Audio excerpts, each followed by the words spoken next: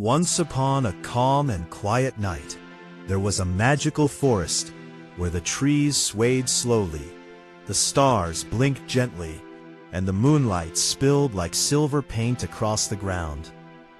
This forest was peaceful, safe, and full of kind creatures who lived together in harmony.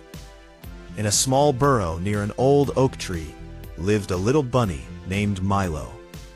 Milo was soft and fluffy, with white fur and long ears that twitched at every sound. He had bright eyes filled with curiosity, but he also had a heart that worried easily. Milo was shy. While the other young animals played games, raced each other, and explored deep parts of the forest, Milo stayed close to home. He liked quiet moments, gentle sounds, and familiar places. "I'm too small."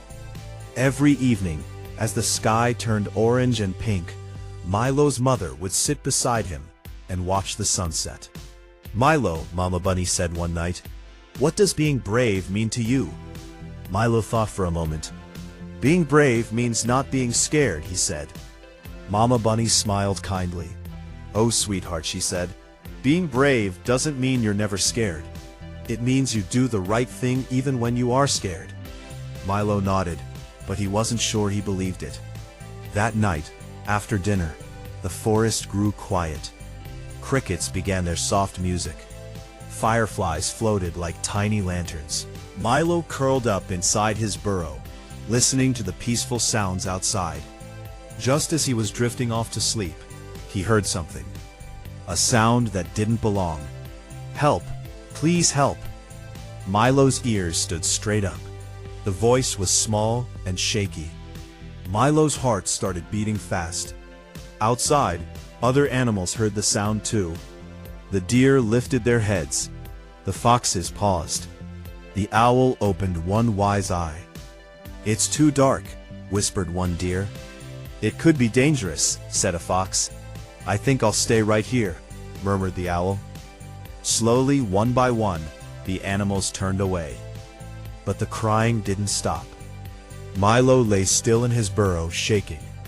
"I'm scared," he thought, "but someone else is scared too." He remembered his mother's words, "Do the right thing." Taking a deep breath, Milo stood up. "I'll go," he whispered to himself. He stepped out of his burrow and into the moonlight. The forest looked different at night. Shadows stretched long. Leaves rustled softly. But glowing mushrooms lit the path, and the moon watched over him like a gentle guardian. Milo hopped slowly at first, then a little faster, following the sound. "Help!" the voice cried again. Soon, Milo reached a tall pine tree. Beneath it, he saw a small shape, trembling. It was a baby squirrel. The baby squirrel was stuck between two low branches, his tiny paws shaking. "I can't get out," the squirrel cried. "I'm scared." Milo's stomach twisted.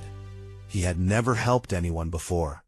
"I'm scared too," Milo admitted softly. "But I'm here." Milo tried pushing the branches, but they wouldn't move. He wasn't strong enough. For a moment, Milo felt hopeless. Then he remembered something important. Being brave doesn't mean doing everything alone. "I'll get help," Milo said. He turned and ran, faster than he ever had before. He ran to the deer first. "Please," Milo said, breathing hard. "A baby squirrel is trapped." The deer looked at Milo's shaking legs and worried eyes. Then the deer nodded. "I'll help," he said. Along the way, they found the fox and the owl. Soon, all the animals gathered around the tree. The deer pushed the branches apart. The fox kept watch. The owl guided them with calm instructions. At last, the baby squirrel slipped free. "I'm safe," the squirrel cried happily. Everyone smiled. The baby squirrel ran up to Milo and hugged him. "Thank you," he said. "You're so brave." Milo froze. "Me?" he asked. "Yes," said the owl. "You heard fear, and you chose kindness." The animals looked at Milo differently now. not as the shy bunny, but as the one who stepped forward. The moon shone brighter, as if smiling. Milo felt something warm in his chest. Pride. Not loud pride, quiet pride. Later that night, Milo walked home slowly. Mama Bunny was waiting. "I heard what happened," she said gently. "I was scared the whole time," Milo admitted. Mama Bunny hugged him close. "That's what makes it brave," she whispered.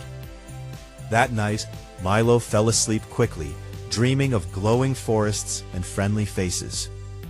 From that day on, Milo was still shy. He still liked quiet places. But now, when someone needed help, he didn't hide. He listened, and sometimes he stepped forward, because Milo learned something very important. You don't have to be big to be brave. You don't have to be fearless to help others. Kindness is the strongest courage of all. As the magical forest rested under the peaceful moon, Milo slept soundly, safe, proud, and exactly where he belonged.